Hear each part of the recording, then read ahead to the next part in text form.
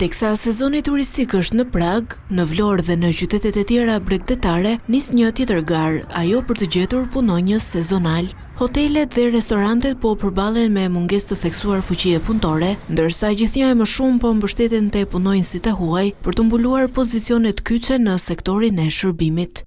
Pagat kanë ndryshuar, jemi të kënaqur tani për tani, dhe kushtet e punës i kema goxha mirë.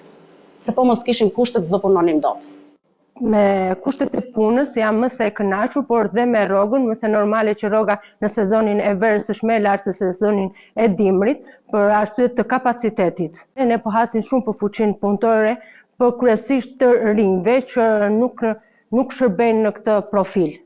Kërkojnë profile të ndryshme me paga më të larta.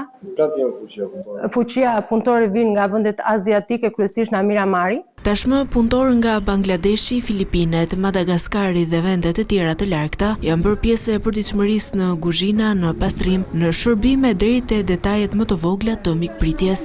Posaçërisht me stafin, këtë vit kemi një rritje të shtuar të kërkesave për punonjës nga shtete përtej Shqipërisë në Afrikë specifikisht, për të mbushur ato pjesë të stafit që shërbejnë si staf mbështetës. Bizneset në fushën e turizmit kanë nevojë për staf mbështetës dhe pozitat më të kërkuara janë ndihmës kuzhinierët, kamarierët, pastruesit dhe mirëmbajtja e bizneseve në tërësi.